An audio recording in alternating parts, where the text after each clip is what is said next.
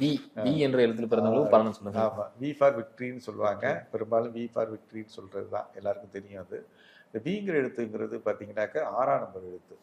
இந்த 6ஆம் நம்பர் எழுத்துங்கிற போது ஒவ்வொரு எழுத்துக்கும் வந்து இயல்பாகவே பார்த்தீங்கன்னாக்கா போராட்டமான ஒரு எழுத்துன்னு சொல்லுவோம். இந்த எஸ்ஸுங்கிற எழுத்து, யூங்கிற எழுத்தெல்லாம் நம்ம சொன்னோம். ஆனால் இந்த விங்கிற எழுத்து வந்து பியூர் அண்ட் பியூர் என்ன எழுத்து அப்படின்னு கேட்டிங்கனாக்க வெற்றியே விஜயின்னு சொல்கிறோம்ல, விஜய்ன்னு சொல்கிறோம்ல, அதாவது வெற்றி விக்ட்ரி அப்படின்னு சொல்கிறோம் இல்லையா, அந்த மாதிரி ஒரு மிகப்பெரிய வெற்றியை கொடுக்கக்கூடிய எழுத்து இந்த விங்கிற எழுத்து. ஆனால் இது வெற்றியை கொடுக்கறதுக்கு முன்னாடி கொஞ்சம் போராட்டத்தை கொடுக்கும். இருந்தாலும் அந்த போராட்டம் பிரயோஜனமாக தான் இருக்கும்.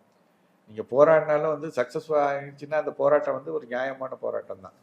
ஒன்றுமே கிடைக்காம நான் போராடிக்கிட்டே இருக்கேங்கிறத விட வெற்றி கிடைக்கிற போராட்டத்தை நம்ம விரும்பி போராடலாம். அது ஒன்றும் பிரச்சனை இல்லை. ஸோ இதனால இவங்களுக்கு வந்து என்னென்னு கேட்டிங்கனாக்கா வாழ்க்கையில் மிகப்பெரிய லக்ஷ்மிகரத்தை அடையக்கூடிய எழுத்து இது.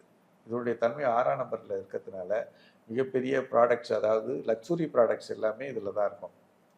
இது மாதிரி அடிப்படையாக தேவைப்படுகிற பொருட்கள் எல்லாமே இதில் இருக்காது. இந்த சென்ட்டு யூஸ் பண்ணுறது பார்த்தீங்கன்னா, சென்ட் வந்து பணக்காரர்கள் உபயோகிக்கக்கூடியதும் விலை அதிகமாக உள்ளது. அதே மாதிரி வாட்சஸ்ஸு, விலை அதிகமாக உள்ள வாட்சஸ்ஸு, அதே மாதிரி விலை அதிகமாக உள்ள ப்ராடக்ட்ஸ் எல்லாமே இந்த எழுத்தில் தான் இருக்கும். இது ஈஸியாக வெற்றியை தரக்கூடியது. ஸோ இந்த மாதிரி எழுத்துக்களும் 3ஆம் நம்பர்காரங்களுக்கு இது அவ்வளோ தூரம் சிறப்பாக இருக்காது. ஏன்னு கேட்டிங்கனாக்கா அசுரகுரு தேவகுரு யுத்தம் வர்றதுனால வீங்கிற எழுத்து அவ்வளோ சிறப்பாக இருக்காது. ஸோ வீங்கிற எழுத்து தாராளமாக யூஸ் பண்ணுற போது அவங்களுக்கு பிறந்த தேதிக்கு பொருத்தமாக இருந்ததுன்னா மிகப்பெரிய வெற்றியை கொடுக்கக்கூடிய இதே எண்ணு தான். பிறந்த தேதி நெகட்டிவாக இருக்கும்போது மிகப்பெரிய அளவில் கடன்களை ஏற்படுத்தக்கூடியதும் இந்த நம்பர் தான். ஸோ இந்த எழுத்து வந்து 2 விதமான விஷயங்களையும் ஏற்படுத்தும்.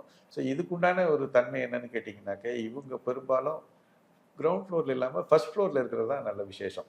வீங்கிற எழுத்து எப்பயுமே சக்கராஸ் வந்து இங்கே சுக்கரனுடைய எழுத்து இங்கே இருக்குது, இந்த சக்கராஸ் இங்கே இருக்குது. அதனால எப்பயுமே வந்து இந்த வீங்கிற எழுத்து உள்ளவங்க மாடியில் வசிக்கிறது தான் ரொம்ப நல்லது.